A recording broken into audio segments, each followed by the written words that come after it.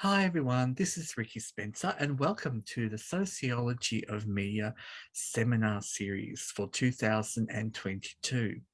Today it is an absolute privilege and honour to interview and chat with three renowned media specialists in Australia. We have today three people who will be guiding us through their latest book. We have Professor Rob Kova. We also have Dr. Ashleigh Hall, and we have Dr. J. Daniel Thompson, who will be all exploring through us fake news in digital cultures, technology, populism, and digital misinformation. So take a seat, everyone, and we're going to go on a journey. Now, before I begin, I'd just like to do a quick acknowledgement of country. I would like to acknowledge the traditional owners of the lands of the Wurundjeri Woi Wurrung and Burrunong peoples of the Kulin Nation and pay our respects to their elders past, present and emerging. So thank you for that. Now, the way the seminar will go is I will first do an acknowledging of what each speaker's bit of bio. We will then be asking a few series of questions and then we'll open up with the Q&A. You can also at any stage write any questions that you may wish to ask in the chat if you don't wish to use your voice, or if you wish to privately message one of the co-authors, you may do so as well. We would just respect that everybody who isn't speaking to please mute yourselves, and if you wish to turn off your mobiles, so that we don't have that recorded. Okay, so we'll start off with Professor Rob Kova. He is the Professor of Digital Communications at RMIT University, Melbourne, Australia. He leads a number of major funded research projects on young people, health and well-being, and digital and broadcast media. The author of around 100 journal articles and chapters, he has published widely on topics related to digital cultures in the context of social identities, young people, suicide prevention and resilience. Welcome. We have Dr. Ashleigh Hall, is a postdoctoral research fellow at the School of Humanities and Social Sciences, Deakin University. Dr. Ashleigh Hall's research focuses on discursive constructions of marginalised populations in Australian media, political and public discourse, with a particular interest in the implications for democracy, health, social cohesion and social policy. We also have, welcome Dr. Ashleigh, we also have with us Dr. J. Daniel Thompson. He is a lecturer and program manager in the Professional Communications program at RMIT.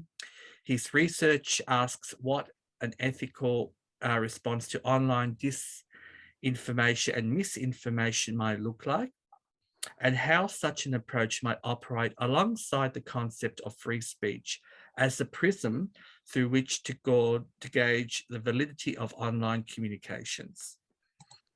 Well, welcome. And again, we are going to review fake news in digital cultures, technology, populism, and digital misinformation. Great stuff. So as we begin, and I'll throw this open to any of you three, what is the difference between misinformation and disinformation? Dr. Ashleigh. Okay, you're going to call on us.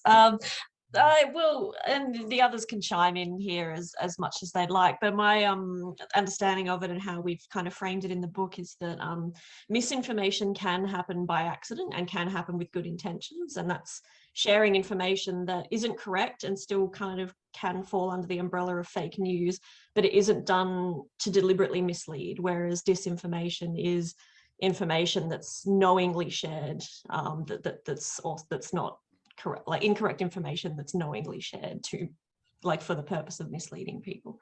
Don't know if I've done that justice, but I think you have, and I would add to that that a piece of content, a piece of information can be misinformation and disinformation at the same time. Yes, that's true. There is quite a strong continuum between those.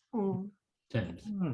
There's a fascinating grey area between, the example I often like to use is the person who knowingly shares information without checking, verifying, looking at credible sources and so on.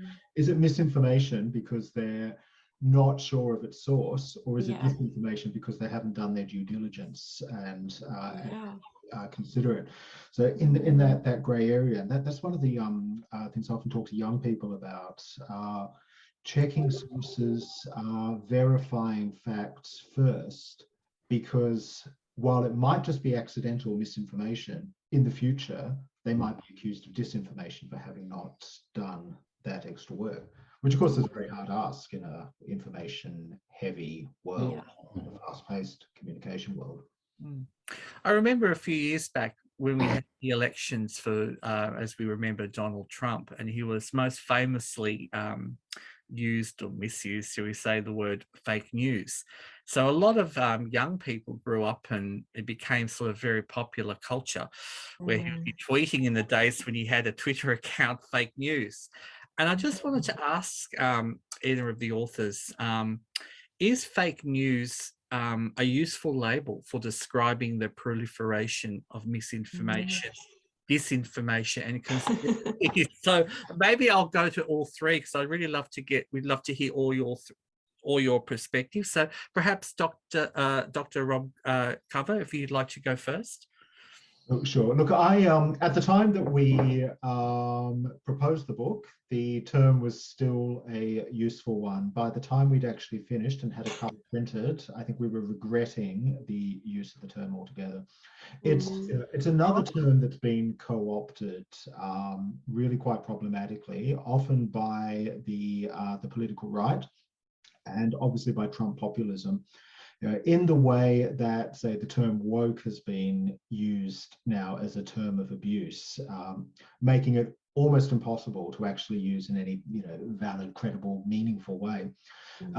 Fake news. I mean, we still use the term, but it really is that bigger problem, because it's come down now to whose version of fake news. It's that very liberal humanist way of speaking of, well, my truth, my particular truth, and, you on the left are wrong, and so on. So, yours is fake news and this is real news. So we're quite often seeing that in digital forums where, no, that's fake news. And it becomes this articulation of dismissal. So this sort of performative act that says what you say is blatantly untrue, no matter how it might actually be, or how verified, or how much you even footnote in it. Fake news. Dr. J? I sound like a rap star. I would totally echo what Rob said. The other thing I would say about fake news as a label, while it certainly has its conceptual uses, is that one must be incredibly careful. My big concern is that the term and concept of fake news can homogenize a broad range of information that is in itself quite different. You've got conspiracy theories, you've got material that just hasn't been fact-checked because the journo's on a deadline and they're understaffed. You've got misinformation, you've got urban legends. What are we talking about when we talk about fake news? Yeah, it's incredibly broad, and the entire label versus concept kind of matter of it. We go into some depth in the book about differentiating between when we're talking about people throwing away the fake news discourse and the fake news label, as opposed to actually speaking of fake news in itself as a concept that's been around for a long time. But yeah, it is really interesting how, because language and the way we use language is constantly evolving and constantly terminology and ideas and concepts come to mean other things depending on socio-political context and the different ways that they're used, especially in these digitized environments where it gets used a lot. And it is really interesting. It's like, even, you see things like fake COVID. I've seen that getting thrown around on Twitter in some of the analysis I'm currently doing as well. How people start to understand what's being known as a factual, a very, very real virus is now turned into like conspiratorial thinking itself, just in using just in the way that people are using that term and co-opting that term. So yeah, the co-option side is really interesting, because you sort of have to explain to people, yes, we've written the book about the concept of fake news and misinformation and disinformation. We're not talking about it in that kind of we definitely talk about the fact that it's become this co-opted term and that it's often used in that kind of piss-taking sense, but we're not doing that ourselves, if that makes sense. And so you sort of, I have found that I've had that conversation with a few people, just asking, oh yeah, we're not using it ironically, but at the same time we acknowledge how much it is now used in that sort of, in the way that woke is kind of used as this it was quite interesting joke almost. Yeah, it's quite interesting, because when I was reading some of the chapters, what came to my mind, I was thinking, now, is fake news a postmodernist phenomenon? I was thinking, and has it really been fueled by the digital landscape, or has fake news been a part of society throughout history, and all of a sudden we're just reinventing or repositioning it because it's on a different form? Effectively both. I mean, fake news has always been around, and I mean, there's always been bias, which we could have called fake news, or there's always been false reporting, or disinformation and propaganda have been part of that picture for a very, very long time. But something did shift as well, and this is where I'm really interested in seeing fake news as a cultural phenomenon.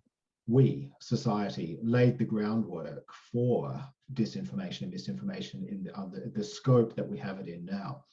That it quite often gets criticized as if it's something alien to culture, as if it's something from outside, and and that is ruining things for the world, it's ruining electoral campaigns and so on. Whereas the reality is, we've got two factors. One is the postmodernization of language and thought and thinking, which has been wonderful in some respects, because it's been a chance to critique expertise, institutions, and authority. But in the other, it's dissolved the force of authority when we actually need it, or the force of authorized ways of thinking. And that's obviously been a problem during the pandemic. But then you get this other factor as well, which is digital interactivity. And interactivity becomes a substantial problem, because we've enabled a framework in which the co-creation with texts has become the norm online. And that's wonderful, and it's absolutely great for rethinking how we communicate. But at the same time, it's opened up the space then for people to say, but this is fake news, and that's okay. I'm putting disinformation out there, and I don't see an ethical problem with this. Just before I go to Dr. J, Dr. Rob, I just want to ask something that you mentioned, and I was thinking as you were saying that, do you feel that the world situation of COVID created a kind of a unique experience where all of a sudden, globally, we were kind of positioned in space and place inside, where we were kind of separated from the world, so to speak, that this sort of kind of created a unique environment for this to flourish? And perhaps had it not been for COVID, that this may or may not have gone through to the stages that it had gone, that we've seen? Look, I think so. COVID is definitely a factor in this, and I think there are three real reasons why. One is a lot of people are at screens and paying attention to things that they may not have been. So that included looking for disinformation and misinformation, as well as communicating it and sharing it. So we're able to identify it better, in the same way as we're seeing people talk a lot more about algorithms since 2020, because they spend more time on Netflix and looking at what their Netflix feed is actually showing them, and paying attention to it. So we have that factor, but we've also got COVID as a crisis as well. And crisis always produces realignments in how we think in power, in authority, in institutional structures, and so on. And that opened a space then for disinformation to happen, as parties, should we say, online bad actors, looking for opportunities to do something with that crisis space. And so some of that has been that deliberate disinformation, the monetizing of anti-COVID content. And people are making a lot of money, you know, tens of thousands of dollars a week on YouTube, just spouting complete rubbish, really, but doing it in a very expert way that draws on existing disinformation and plays on those anxieties and fears that that a crisis has created.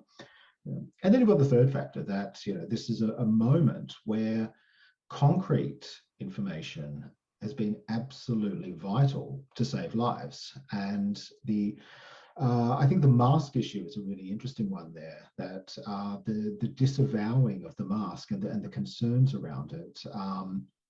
You know, mask wearing saves lives, and that is a very, very simple fact. But disinformation has caused people to question that because it's inconvenient. So one can rely on disinformation and misinformation in order to form an alternative belief and to hold to that. And so that's part of it. So across those three factors, yes, COVID is absolutely central to this change. So the kinds of social shifts that I think we're seeing over the, which will be forthcoming over the next decade, that convergence of disinformation and COVID at the same time. So crisis, maybe catastrophe, but you know, we hope not. Dr. J, I'd like to throw it there over to you. I absolutely think that what we're seeing here is what you'd call the postmodernisation of the mediascape. In particular, what fascinates me is this sort of blurring of the lines between the real and the unreal, such that it doesn't matter. And this has gone mainstream. I mean, look at anything Mr. Trump tweeted. Look at these conspiracy theories that satanic pedophiles who live in, you know, sewers, like the Teenage Mutant Ninja Turtles, you know, are conspiring against the world, and that Mr. Trump will be the one who saves us. It sounds frankly bombastic. You know, it's sort of got, you know, bits of moral panics from the 80s, 60s horror movies. It's got a bit of everything in there. What matters most is the emotional responses these kinds of narratives elicit, not what the facts are. Dr. Ashleigh, did you want to? I'll throw to you too, Dr. Ashleigh, too, if I can, everyone else. I'm curious, as you were speaking that, Dr. Giles, interested that recently we've had the case in America where there was this sort of that same flavour. I had probably not the right word to use, where they were saying that the massacre was something that was orchestrated, that didn't happen. It was the actors, Yes, Sandy Hook, Alex Jones. Yeah, can you maybe, sorry, Dr. Ashleigh, can you maybe perhaps add to that, or any of you, because I'm fascinated. Why is this still occurring, and why is there an audience for something like this? So I didn't know if you wanted that, if that was directed at Jay or myself, but either, darling, either. Sorry.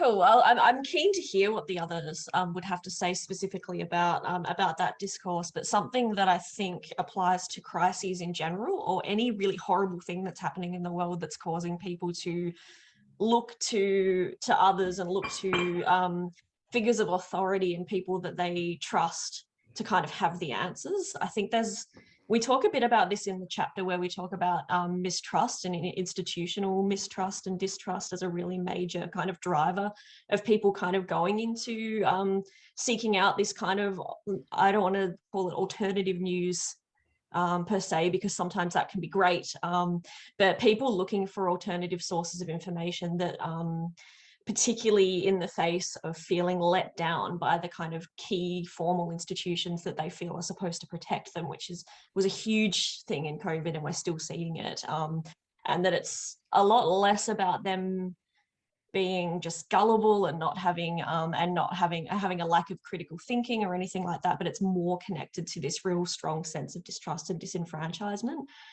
where you seek out connection and community, and like-minded thinking and ways to kind of go against the grain and go against the status quo, so to speak, and that can then lead people down into conspiracy theories, particularly about whether or not the virus is real, things about, and also when it comes to shootings and those kind of mass events as well, we want to believe, you know, there is a degree of wanting to believe that something else is at play, or wanting to find someone to blame, wanting to find a scapegoat.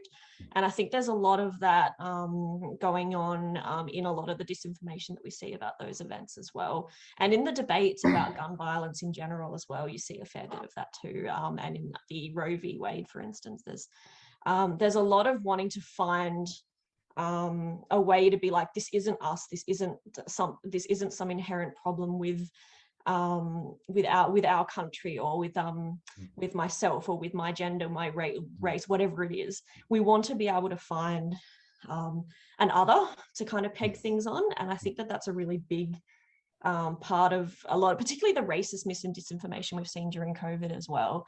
And it's one of the things that, when people ask what's the answer to fake news, I always go back to saying this crisis of trust is key. Like, trying to address and understand this better, in my perspective, is key to trying to kind of, I guess, begin to think about ways to address it.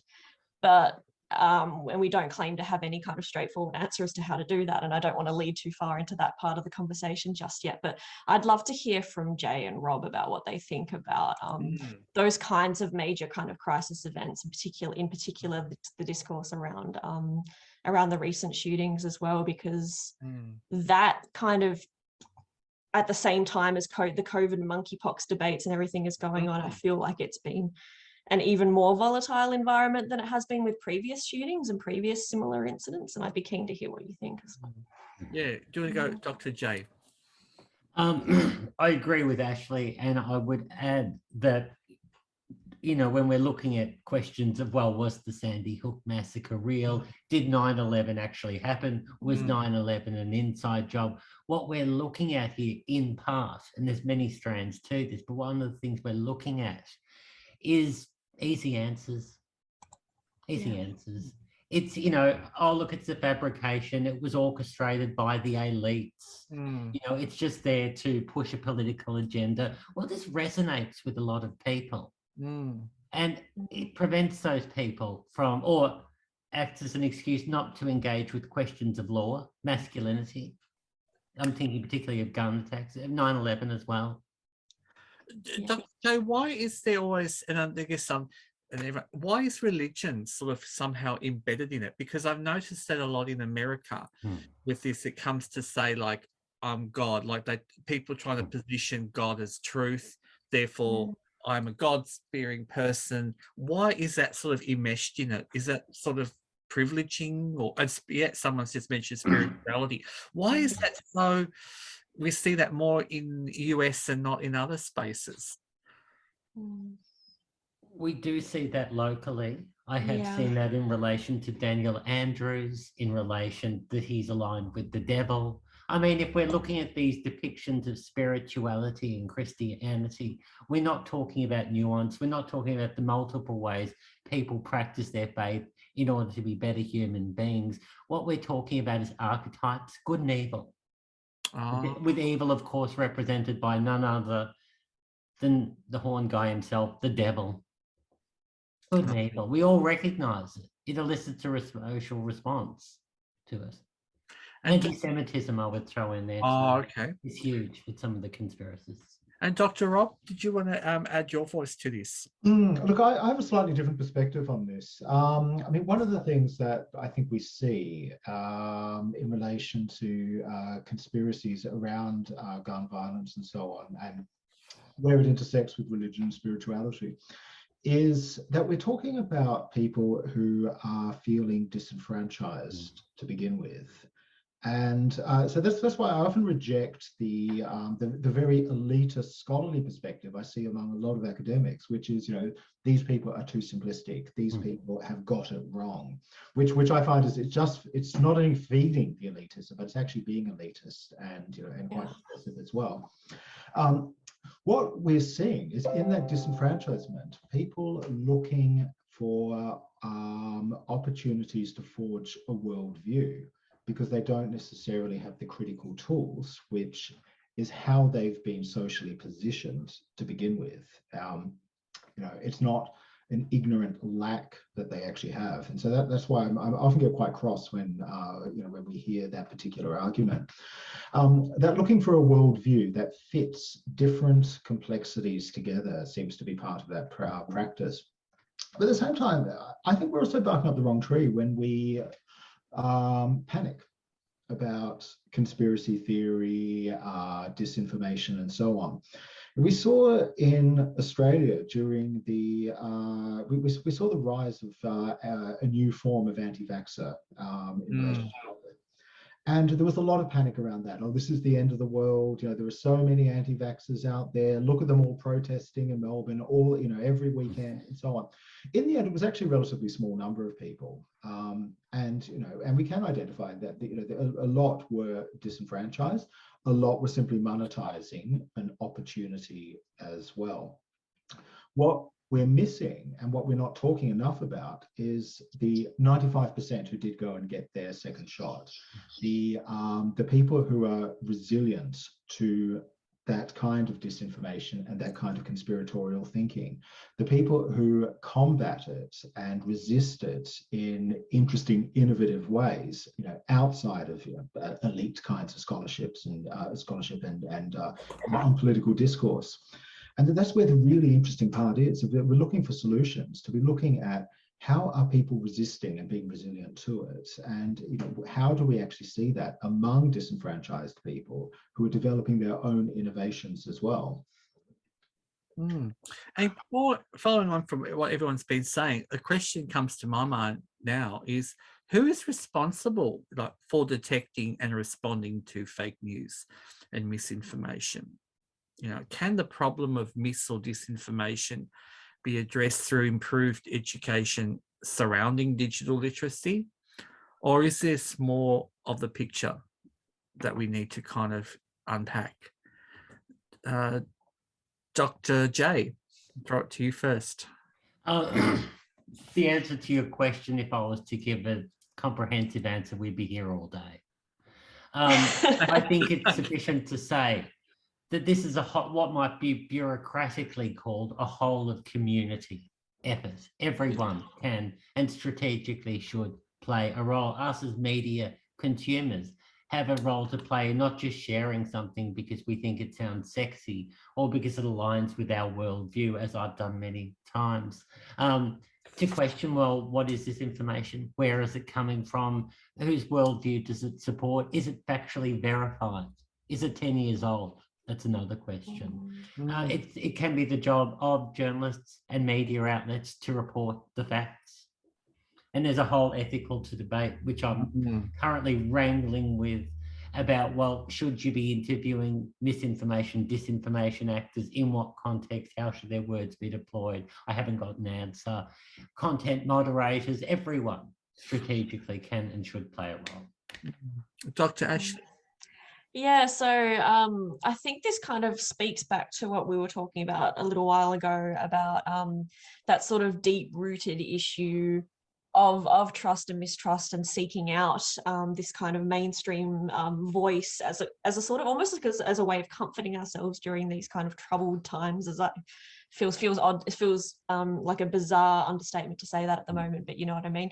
I do think that calls into question the efficacy of focusing on fact-checking and digital literacy in and of themselves. I think they can only ever be part of the picture, because as we know from people who have done a lot of work in disinformation will know that time and time again, the evidence has shown that just simply presenting people with the correct information, dispensing the facts doesn't actually do a lot to change people's minds about particularly about issues as divisive as COVID, for example, but there are so many other examples we could use.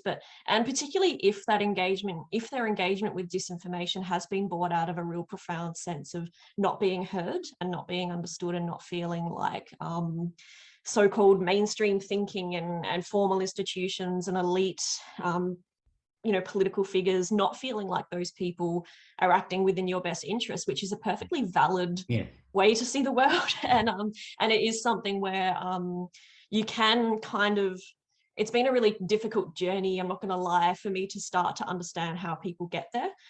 But I do think that it points to a more, I don't like to use the word holistic, but just for lack of a better word, a holistic approach to addressing fake news and disinformation, as Jay called it, whole of community. It can't just be about information and literacy, because that suggests that the sole cause of it is just people misunderstanding something or being too gullible or taken in or not having the facts, which we know isn't the case. It's a lot more complicated.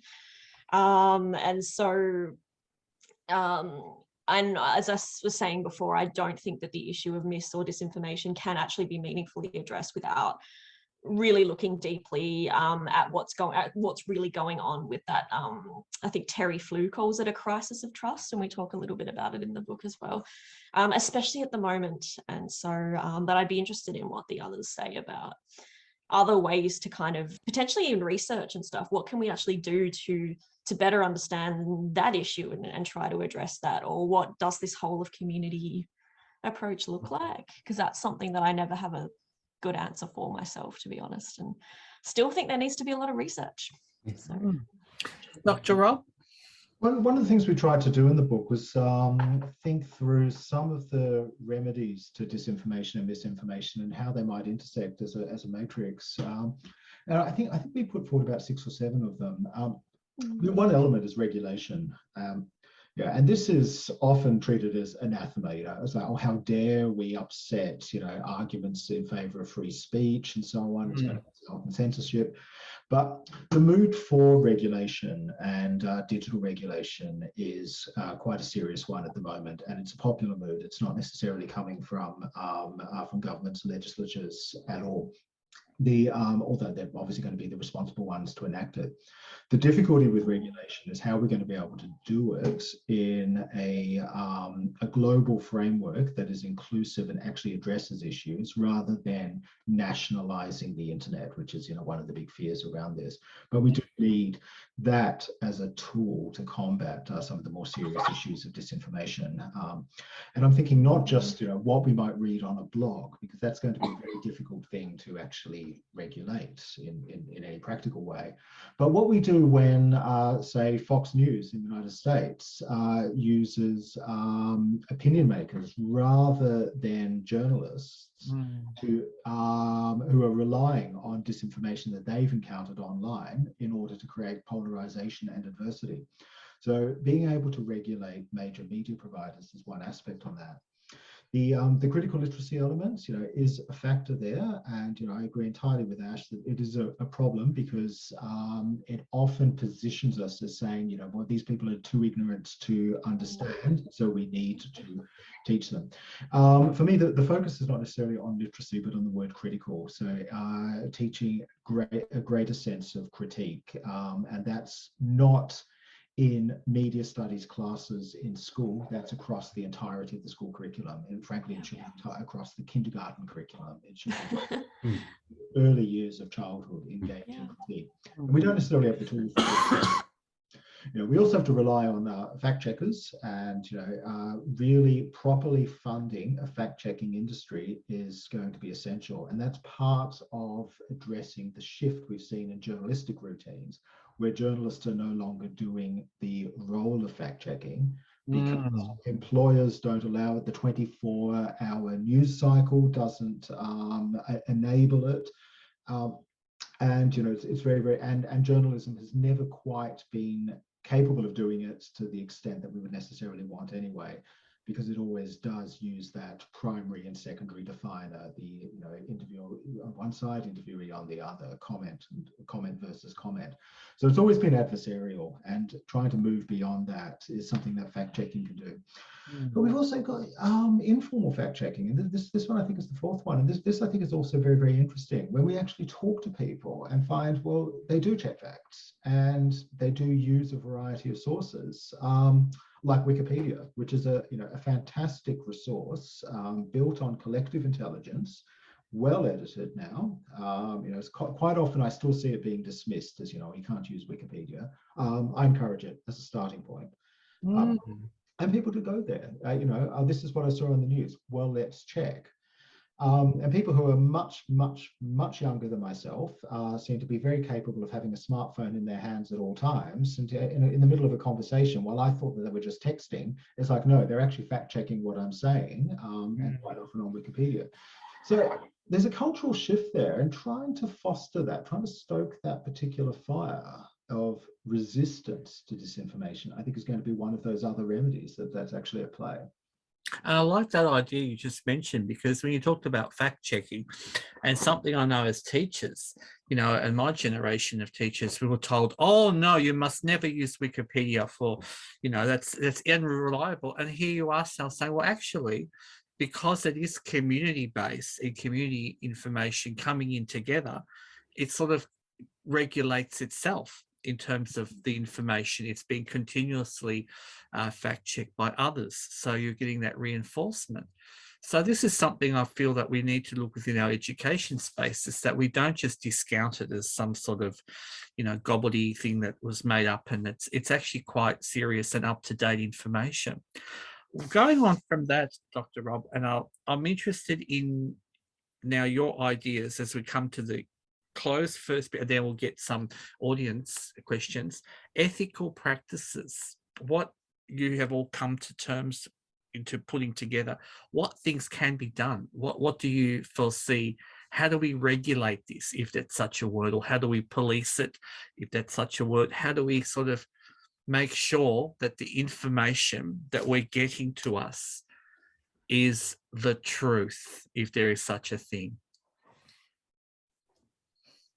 It's a very, very tough one. Ethics is always incredibly tough. I mean, one of the points we tried to make at the towards the end of the book is in thinking about an ethics towards the digital ecology itself, that we have a toxic digital ecology at the moment, filled with, you know, disinformation, filled with poor practices of communication and so on. And that by not addressing it, and by not all of us participating in that cleanup work, we're actually acting unethically. Now, that's not something that we can actually talk about in a practical ethical framework. That's, you know, the kind of, you know, semi-utopian thinking about what kind of digital ecology we might want to look for. I think it's a tool. I don't think it's necessarily something that we can actually achieve, but by being able to talk about, well, how do we do that, and how do we think what kind of communication environment is possible, and how do we do that without trying to return in a nostalgic framework to, say, 1990s internet, you know, which was, you know, a far more elite scholarly environment. So it's filled with, you know, flame wars and disinformation and all sorts of other things then as well. But there was a certain politeness that was a mode of communication there as well, and a certain regard for the quality of information.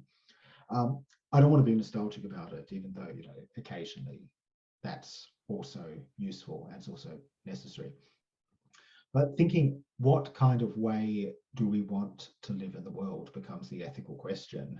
And, you know, and this is where disinformation is, you know, one aspect or one lens upon that. So it's difficult, it's multi-generational in the sense that it's going to take generations to actually achieve that, if it can be achieved at all. Thank you for that, Dr. Rob. Dr. J? I agree with Rob that attitudinal change is necessary, and it's, I think, challenging. It's complex, as the kids say. I use ethics a lot in my research, particularly what I'm calling ethical online communication.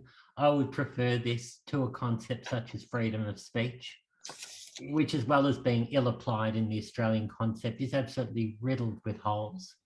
Just because you can say something doesn't mean you should. Where everyone, all of us, regardless of our standing, can assess what it is we put onto the digital public sphere. Is it right? Can it be backed up by facts? Who is this going to benefit? What will be the impact on people? How to respond to speech, including misinformation, disinformation, that can cause very real damage. I don't have the answer, but these are things I'm thinking through. Oh, thank you for that insight. Dr. Ashleigh? I don't really have much to add from that. It was like, I totally agree. And I feel like Jay is, well, both Rob and Jay are kind of your go-to people on the ethical side of things, because they do a lot more on that than I do. But just something that I've noticed that comes up a lot in people very well-meaning arguments about the ethics of managing the issue of mis and disinformation, and it's come from for me from family members and friends who know what I do and what I've been writing about, but aren't necessarily academics in that area themselves. And you get this whole, but don't people have a right to know what all sides are saying? That kind of both sides of the coin, where's the balance kind of argument. And that's often put out there as this kind of ethical or moral imperative that we all have, and that's why we should just be and it's almost used kind of in defense of continuing to accept the fact that mis and disinformation is some kind of inevitable thing that that's just going to be out in the world. And it's an idea that I reject, and I say that, some stories don't have two sides, some have 5, some have 0. It's one of the things I always say is we don't actually need to hear both sides of anything. But I've always come up against challenges trying to explain the deeper kind of ethics of that position, because then people go, oh, but isn't that just shutting off opinions that aren't the mainstream? What if the mainstream's wrong? Or, well, experts can be wrong, and then that kind of leads into that territory. And so I'm not really answering the question so much as posing a sort of an additional offset thing that I'd be interested in hearing from the others. But I'm also mindful that we do need to that some of the people other people here might have questions, but that's just something I've been pondering myself as a kind of ethical dilemma that comes up a lot in general debate about this, that I'm sure the other two have come across as well. Fabulous. And now it's opening up to the audience. If someone would like to raise your hands and we'll ask to open up for the panels for discussion. And just prior to that, with Murray, can I just ask one of the authors, if people listening, because we have a wide audience, how can they purchase the book?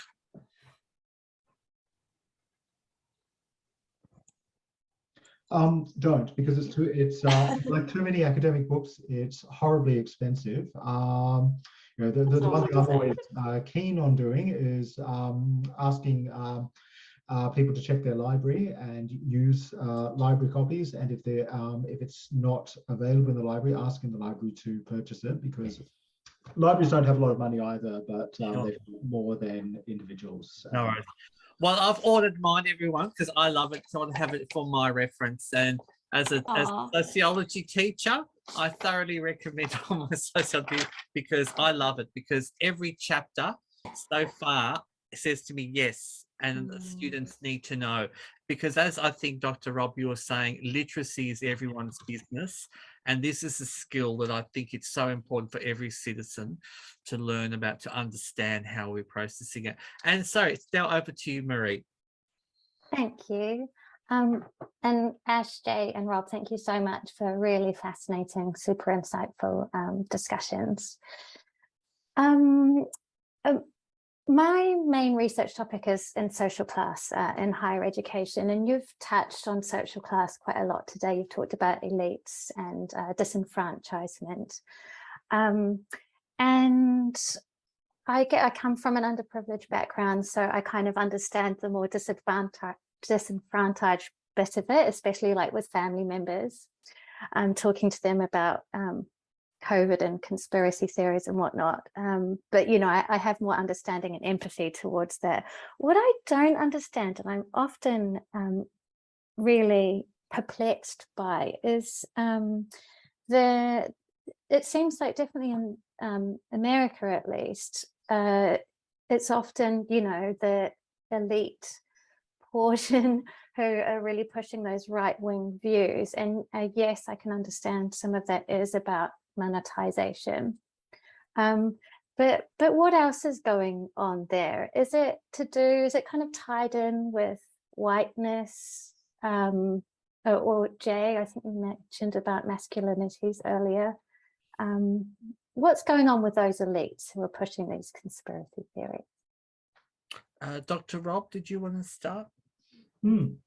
Look, To be honest, a lot of what I've been working on in the last few months has been around that monetization component. And it's been looking at various smaller scale conspiracy theories. My favorite at the moment is around Meghan Markle, the Duchess of Sussex, who's been subject to quite considerable online racism for being mixed race, but also, all sorts of very odd disinformation. She faked having any of her babies. She destroyed the Queen of England. She's tried to have sex with Prince William. All sorts of just weird stuff. She's had a career in pornography. Things that we actually can't verify, but are being said. And it just seems to be targeting a mixed race woman quite expressly.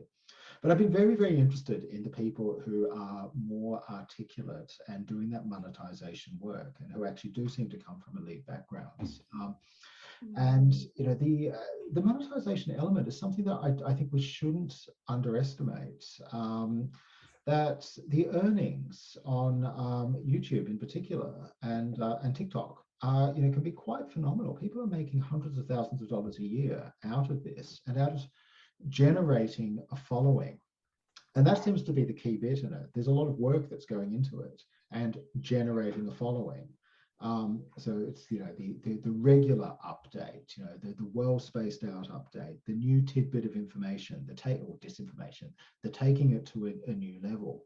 Now I see this on a continuum with Donald Trump and and other right-wing elites who are doing exactly the same thing. It's careful, it's planned out, it's orchestrated, and it's playing on those anxieties or quite often, I think in the case of Meghan, disinterest. A lot of people, that I'm looking at who follow this in, say Florida or Tallahassee and other more places where there's more likely to be disenfranchisement and lower rates of quality education and so on.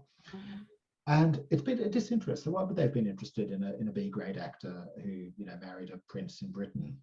But taking that lack of interest to create lack of understanding, and then to fill that space with that disinformation seems to be the strategy. So, quite often we talk about fake news and disinformation as being, somewhat, accidental in a way, or, something that's out of control. But in many ways, it is in the control. It is in the control of those elite figures, who know what they're doing and play that particular game. Put on the right kind of accent, use the right kind of discourse, as we saw in COVID disinformation in Australia. It's people who try to associate themselves and generate that community and put themselves up as I'm just as disenfranchised when they're not, when they're a celebrity chef worth millions, and and use a particular way of looking and way of speaking to generate that following. So there's an orchestration amount there, and it's I suppose in some respects it's not that different from how political parties managed by elites have done that for a very, very long time as well. Thank you for that. Pam, over to you. And who would you like the question to, or to answer? The question is really to all three, and in fact it was wonderfully segued by Rob Cover there. One of the things that happened in the most recent elections was some social influencers on the far right really inviting their filter bubble people, the people who they spoke to the most, to vote for particular right-wing parties. In other words, in terms of the forging or the generating of a solidarity of a community of some kind, there seemed to be some channeling from One Nation and also from Clive Palmer and others to try and align some of this misinformation or fake news, especially around COVID and lockdowns and masks and whatever, into particular voting patterns. And I just would really love your comment on that. Dr. J? You might ask me. I think that I totally agree. It's a disturbing phenomena you've just described there, Pam. What I would say about social media influencers, which many of whom I do follow very closely and I'm writing about them, is that they trade on authenticity, on being one of us, one of the people, and therefore best positioned to tell us who and what is best for us. On the other, and that can be used for bad, e.g. in the case of someone like Trump. It can also be used for good, e.g. combating COVID, misinformation about vaccines, racist myths and stereotypes, and so forth. Thank you. I want to put this out, another question that I was thinking when you're all speaking. Is it, in terms of the delivery of fake news, have you found it mostly being by, is it gendered? Is it more likely to come from males than females, fake news? Dr. Rob? No. Well, yes and no. It really does seem to depend on the topic area as well. The Megan study that I've been involved in, it really surprised me in doing some of the tracing of the source of misinformation and the adherence of that misinformation. Now, I want to say this in the right way because I'm going to sound terrible if I don't, but a lot of North American elderly retired women seem to be involved in this. And it's not something that I understand. I'd like to. But the groups of people I've been working with around this, likewise are quite baffled by the fact that it's coming from these retirees, and quite often they're overwhelmingly, in fact, they're people who at least say that they've been care workers in their lives. So they've been nurses or physiotherapists. Seem to be quite a large number there as well. And this is somewhat surprising, and it's something I don't really like to talk about because we're trying to do a lot for care workers at the moment, and not find reasons for people to be angry with them. But there does seem to be this kind of factor there. So look, it doesn't seem to be gendered on that topic, but then on others, it does seem to be. And there's certainly the anti-vaxxer movement seems to have an element of white masculinity at play in there, and it has pre-COVID as well, that there's a particular positioning. Now, again, I don't have a reason in mind for why that actually is the case, other than practices of domination as one motivation to be involved in it. But we need a lot more to really break that down. Who is involved? What are the different actors? What are their backgrounds and why? And what are the frameworks around there? Lovely, thank you. As we now approaching towards the end, I want to now ask the three co-authors a final question, and it's a takeaway. What can you tell us, one thing you have found interesting in your research for the book that you didn't expect to find? And I'll throw it over to Dr. Ashleigh first.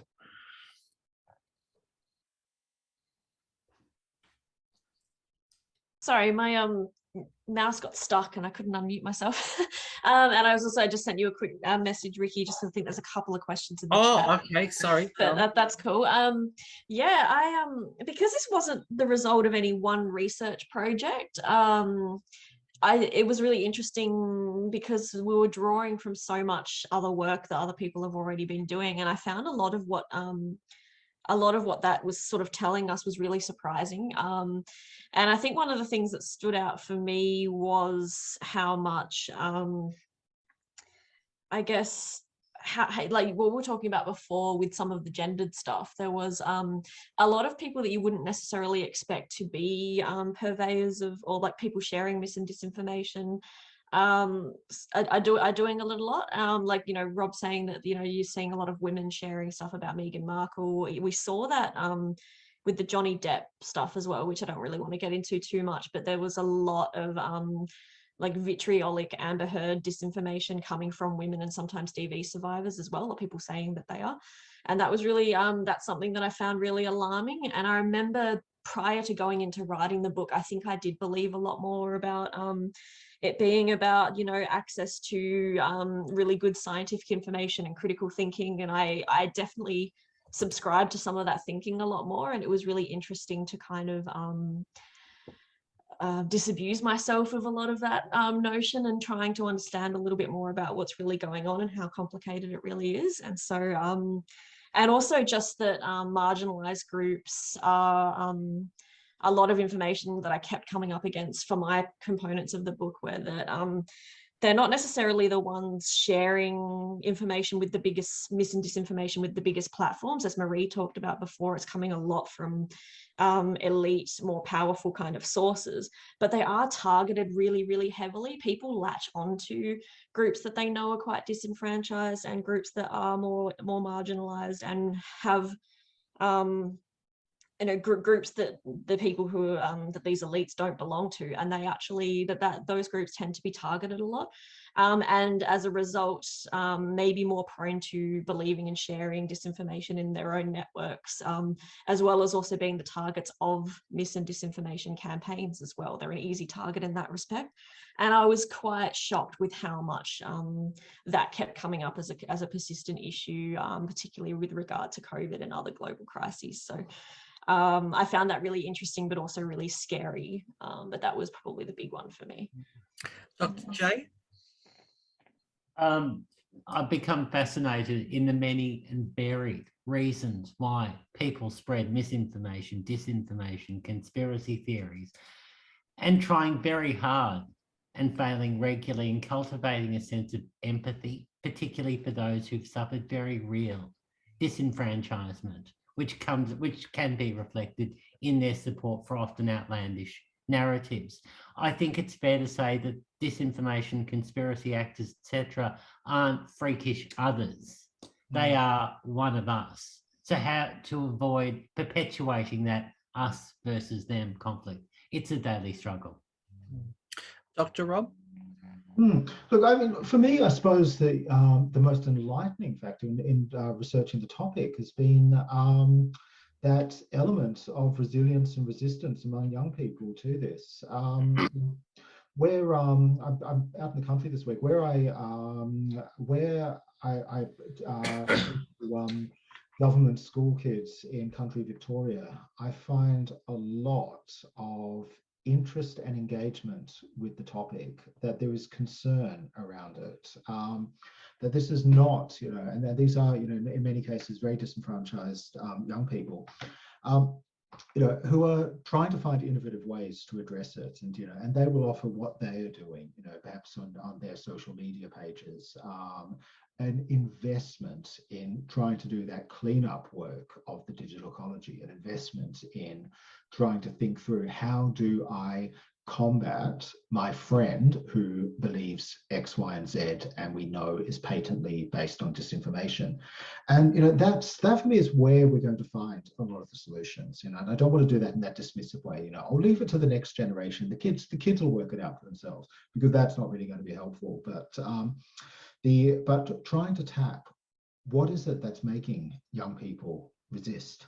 Why is it that they are not part of that stereotype that we've seen for so long, that young people are simply being fed what's on their smartphones and they're not engaging and they're not critical? In fact, there's a lot of evidence that they actually are. So how do we foster that better? How do we embed that? How do we share that more democratically among the young people would be, that factor. So that definitely has been the most fascinating part. Thank you. As you're all about to go, I hope everyone's got one more minute, because just before we finish up, I had a fascinating question by Anna, who's asked us in the chat, and we do want to answer that for you, Anna. And Anna poses the question about the current situation in Russia and the level of misinformation that's coming around with the invasion of the Ukraine.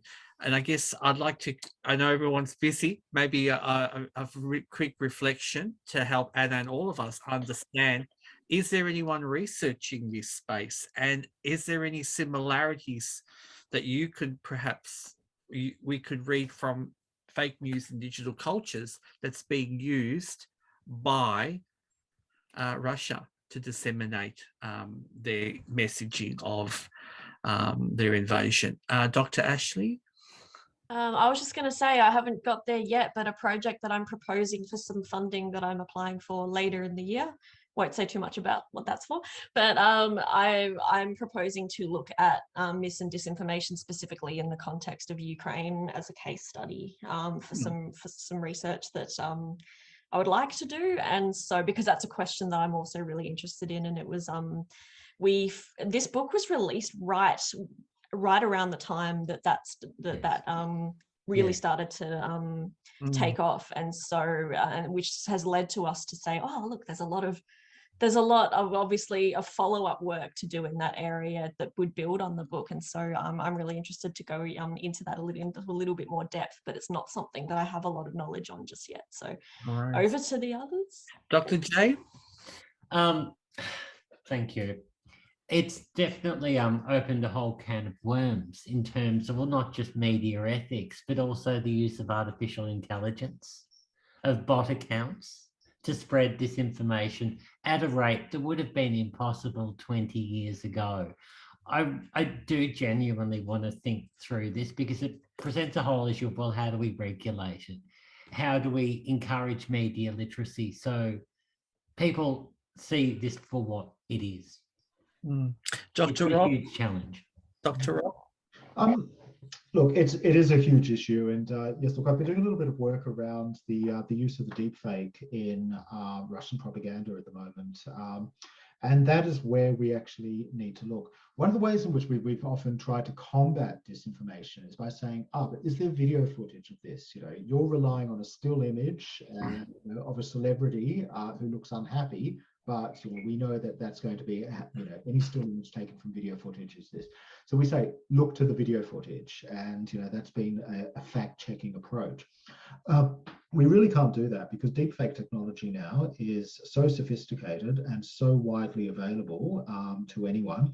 So deepfakes, where I can record myself doing something and committing a crime. Ricki, I'm going to take your photo from your LinkedIn page, and I'm going to put your face on mine, or the app is going to do that. It's going to find the video footage that we've got here now, and it's going to regulate my gestures to look more like you. It will mimic your voice, and we will now have footage of you holding up a bottle shop or whatever. Okay. So, and it is very, very easy to do, and it's somewhat alarming as a tool of disinformation. Now, the deepfakes of President Zelensky and of other Ukraine actors, people, has been quite substantial there. And so, of course, obviously, the Putin government's got access to far more sophisticated versions of deepfake technology as well. This is where part of the problem is at play. So one of the most alarming deepfake videos that was out there was a command from the Ukraine government to lay down your arms, let Russia take your town. And this is where we're going to see this at play. Now that's a problematic example that's there, but we've got, when we think about how that's going to spill out in so many other ways, into identity fraud, into misrepresentation, and so on. So the one benefit we've got with deepfake is that 97% of deepfake videos are simply putting celebrity faces onto pornographic scenes. So it's mostly Jennifer Aniston, whoever, maybe not Jen. In those scenes, but eventually it's going to spill out more and more into this kind of use. And so certainly the Ukraine war is where we're seeing that incident, the incidents of it happening in its most serious way now.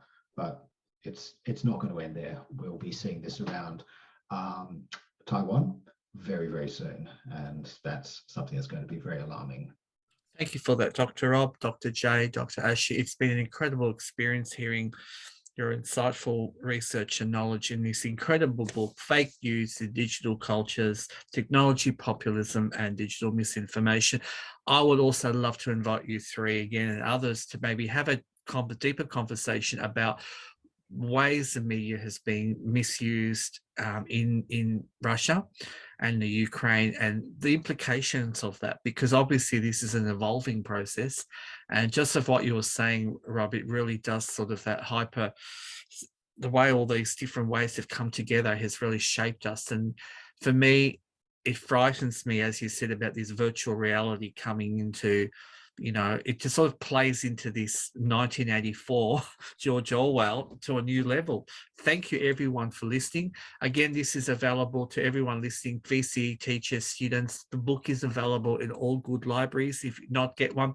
But I would say buy your own copy because it is fantastic. I love it. Great source. Lots of well-researched, fact-checked, everybody. Yes, fact-checked with lots of hyperlinks in the back of the book that you can go and explore. Thank you so much for everyone for listening, and take care.